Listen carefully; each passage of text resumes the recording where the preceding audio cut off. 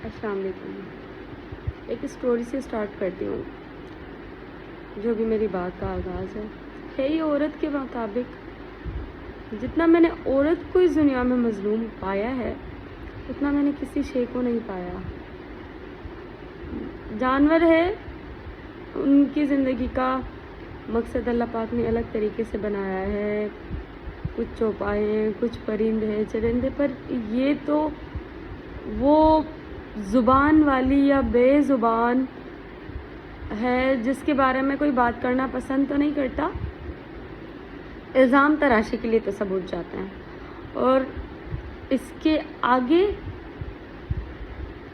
میں یہ کہنا چاہوں گی کہ تکلیف پر تکلیف دی جاتی ہے اسے، یہ احساسوں کا مجموعہ ہے، اور اللہ پاک نے اس میں احساس بہت زیادہ بھرے، کیونکہ میں خود ایک عورت ہوں تو مجھے اس کا اندازہ ہو سکتا ہے کہ احساسوں سے کیسے کھیلتے ہیں لوگ۔ جگہ جگہ پر عورت کو استعمال کرتے ہیں، جگہ جگہ پر لوگ استعمال کر کے اس کے احساسوں سے استعمال کر کے اس کو توڑ دیتے ہیں۔ مطلب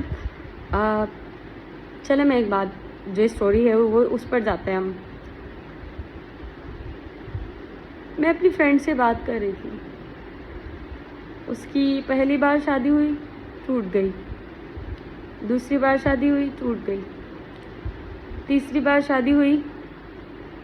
مرد کے جملے میں آپ کو بتانے لگی ہوں، بہت تکلیف دیں، تم 2 مردوں سے استعمال ہو کر آئی ہو، 2 مرد۔ بھئی آپ کو پتا تھا وہ 2 مردوں کے ساتھ شادی کر کر آئی ہے تو آپ کیوں رکھ رہے ہو اسے؟ پلس میں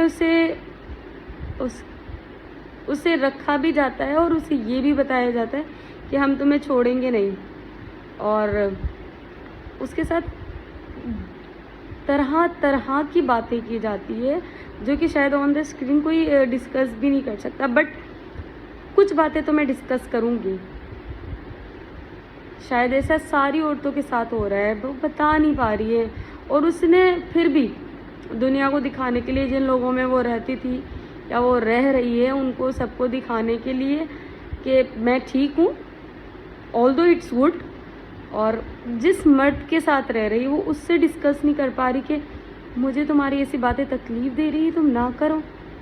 ایک بیوی رکھی ہوئی ہوتی ہے، پھر اس پر دوسری بیوی رکھ لیتے ہیں، اور پھر اسے بتاتے ہیں بھائی ہمارے معاملات صحیح نہیں تھے، پھر اس کی وجہ سے ہم نے دوسری شادی کی ہے آپ سے، اور آپ ہم پہ فی الحال برڈن ہے، اور اسے اس قدر بے اعتمادی میں لے کر جایا جاتا ہے، تو اس سے یہ خیال آتا ہے شاید میں برڈن ہوں اور یہ کسی بھی وقت مجھے چھوڑ سکتا ہے، I am just for the usage purpose, nothing else. So ایسی سچویشنز ہو رہی ہے ہمارے یہاں پہ، اور ان عورتوں کا ساتھ دینے والا کوئی نہیں ہے، اس پر انگلی اٹھانے کے لیے تو سارا زمانہ کھڑا ہوا ہے، اور ان اذیتوں کا تو کوئی اندازہ لگا ہی نہیں سکتا، کوئی مرد تو بالکل بھی نہیں لگا سکتا کہ اب کس طرح سے اور پھر سے کس طرح سے ایک انسان کو ذلیل کر رہے ہو یار۔ وہ انسان جو تمہارا ساتھی ہے، نکاح کو کھیل تماشا بنا لیا، نکاح کے رشتے سے عورتوں کا یقین اٹھا دیا ہے، وہ یقین ہی نہیں کر پاتی کسی مرد پہ۔ آپ نے ایسی سچویشنز جو ہے معاشرے میں کریٹ کر دی ہے، ساری پڑھائی لکھائی، حسن، پیسہ، سب کچھ زمین پر گر کر رہ جاتا ہے ایک عورت کا جب جو اس کا ہمسفر ہوتا ہے وہ اس طرح سے کرتا ہے۔ پتہ ہے یہ عورتیں جب روتی ہیں نا، وہ ایک دکھ کو نہیں روتی، وہ سارے دکھوں کو ایک ساتھ روتی ہیں، اور ان کے رونے کا بھی مذاق اڑایا جاتا ہے۔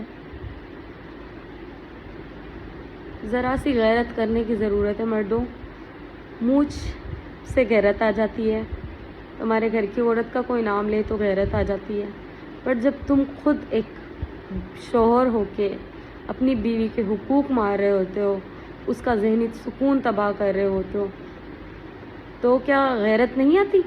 غیرت سو جاتی ہے؟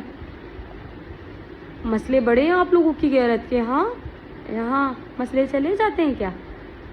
کوئی بھی بات نہیں کرتا. سوشل میڈیا پر فلاں سے ایسے محبت, عورت ایسی ہو جاتی, عورت ویسی ہو جاتی. عورت کو ایسے کرنے والا کون ہے؟ عورت کو اس مقام تک پہنچانے والا کون ہے؟ ورنہ وہ اپنے ماں باپ کے گھر میں تو بالکل معصوم ہوتی. آپ تو اس کے چہرے کی معصومیت چھین لیتے ہیں.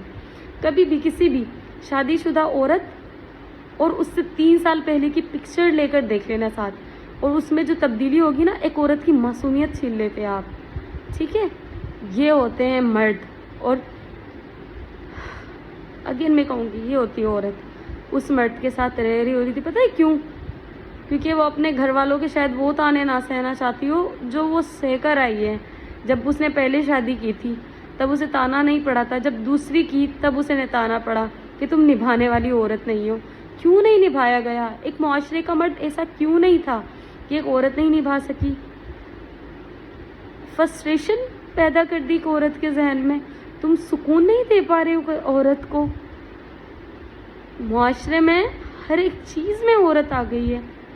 حالانکہ یہ تو چھپانے کی چیز تھی, حالانکہ یہ تو ڈھانپ کے رکھنے کی چیز تھی, پر تم ڈھانپ کے رکھتے ہو تو اس طرح رکھتے ہو کہ اس کی ساری عزت نفس رون دیتے ہو. اللہ کے گھر اس کی معافی ہے کیا؟ کون سے صحابہ ایسے تھے جو اپنی بیویوں کو کنیزیں بھی رکھی گئی تھی پھر بھی کبھی بھی یقیناً یاد نہیں دلایا ہوگا؟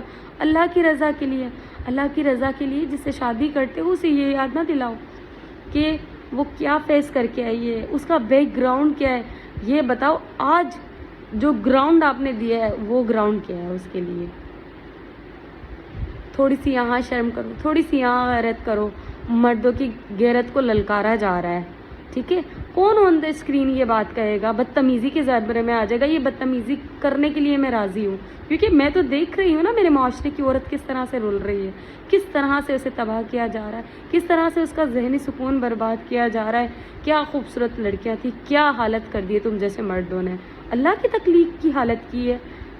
کبھی تک معافی کی تلافی عورت معاف کر دیتی ہے, عورت معاف کر دیتی ہے, پر وہ جو وقت ہے, اس وقت کی جو اذیت ہے وہ تو اللہ پاک نے دیکھی ہے نا. اپنی قبریں اتنی کالی نہ کریں. پتہ نہیں کسی ایک مظلوم کی بد دعا لگ جائے اور آپ کی قبر بھی خراب ہو جائے, دنیا بھی خراب ہو جائے, آخرت بھی خراب ہو جائے. اپنی بہن اور بیٹی, بیوی, ان سب کے معاملے میں اتنی سختی نہ برتیں, چاہے پہلی بیوی ہو, چاہے وہ آپ کی دوسری بیوی ہو, چاہے وہ تیسری بیوی ہو. دیکھیں, نہ کریں شادی. اگر آپ سیٹسفائیڈ نہیں ہیں نہ کریں شادی. دوسری, ہمیشہ میں نے دوسری عورت کو رولتے ہوئے دیکھا ہے, ذلیل ہوتے ہوئے دیکھا ہے, خوار ہوتے ہوئے دیکھا ہے. ہو بھی رہی ہیں پر وہ رہ بھی رہی ہیں, ان کی مجبوری ہے. اور پھر اس مجبوری سے نکل کر جو عورت باہر آتی ہے وہ بہت تکلیف میں ہو کر سکسیس تو حاصل کر لیتی ہے, پر ہمیشہ جب بھی تمہارے نام کا کوئی شخص بھی اس کے سامنے آتا ہے نا, اسے بھی وہ عزت کی نگاہ سے نہیں دیکھتی. یہ میرا دیکھا ہوا ہے. اس شخص کو بھی دیکھنا عورت پسند نہیں کرتی. یہ ہے سچائی. برداشت کریں اور اپنے اندر امپرومنٹ لائیں. Thank you.